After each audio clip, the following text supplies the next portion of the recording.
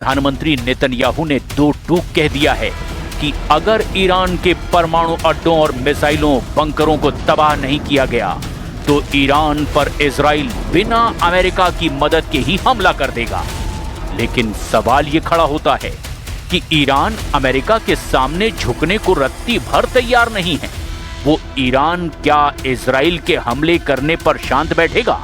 जानकारों का दावा है कि ईरान ने ओमान की राजधानी मस्कट में अमेरिका के साथ वार्ता करके इजराइल को पूरी तरह से फंसा दिया है। ईरान जानता है कि इस वक्त उसका बहुत बुरा वक्त चल रहा है और ऐसे हालात में अगर अमेरिका और ईरान की डील हो जाती है तो ईरान को लंबे और बड़े युद्ध की तैयारी का वक्त मिल जाएगा।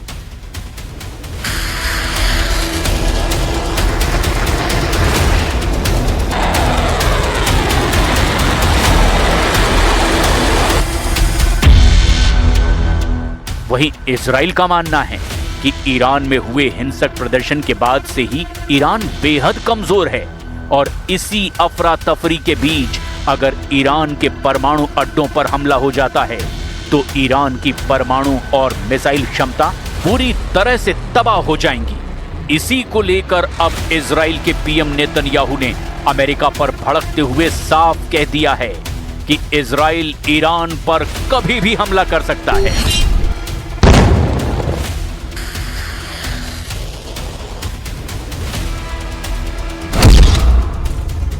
ट्रंप की डील से घबराए नेतन्याहू, ईरान पर हमले को तैयार इजराइल। ओमान की राजधानी मस्कट में अमेरिका और ईरान के बीच चल रही शांति वार्ता के बीच इजराइल की आक्रामक धमकियां इस सोची समझी सैन्य और कूटनीतिक रणनीति का हिस्सा माना जा रहा है। इजराइल के इस कड़े रुख और धमकियों के पीछे 5 मुख्य कारण हैं। पहला, समय खरीदने की ईरानी चाल का डर। दरअसल इजरायली खुफिया एजेंसी मोसाद की रिपोर्ट के मुताबिक ईरान मस्कट वार्ता का उपयोग केवल समय बिताने के लिए कर रहा है। इजराइल का मानना है कि जब तक टेबल पर बातचीत चलेगी अमेरिका हमला नहीं करेगा और इसी बीच ईरान गुप्त रूप से अपने परमाणु हथियारों को अंतिम रूप दे देगा। इजराइल की धमकी का उद्देश्य अमेरिका पर दबाव डालना है कि वो वार्ता को लंबा ना खींचे। दूसरी वजह, मस्कट वार्ता का सीमित एजेंडा।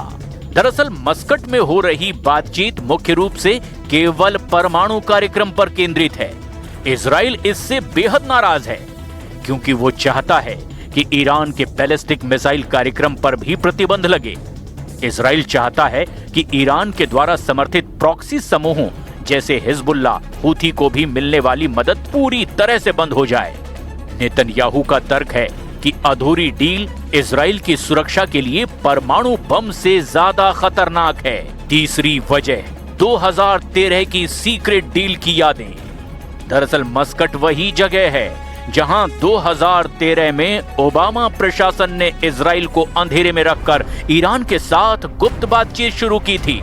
इजराइल को डर है कि ट्रंप प्रशासन भी उसे बिना बताए कोई ऐसी डील कर सकता है जो इजराइल के अस्तित्व के लिए खतरा बन जाए।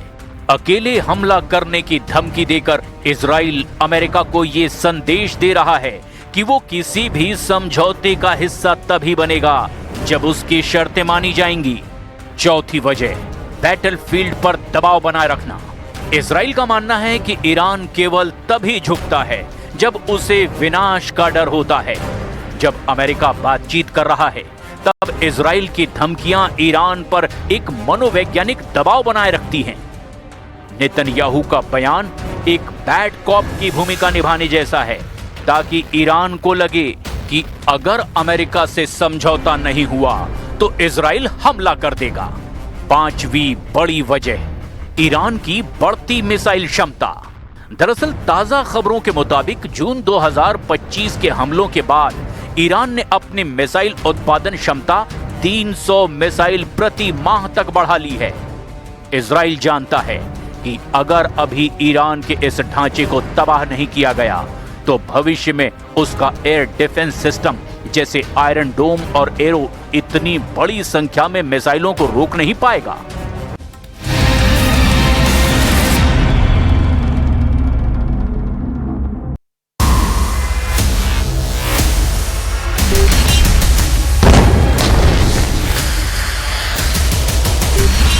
तनाव ईरान में है, तनाव इजराइल में है, टेंशन व्हाइट हाउस में भी बहुत ज्यादा है। दुनिया देख रही है कि पश्चिम एशिया में युद्ध रोकने की कोशिश के बीच बहुत बड़े युद्ध की तैयारी हो रही है।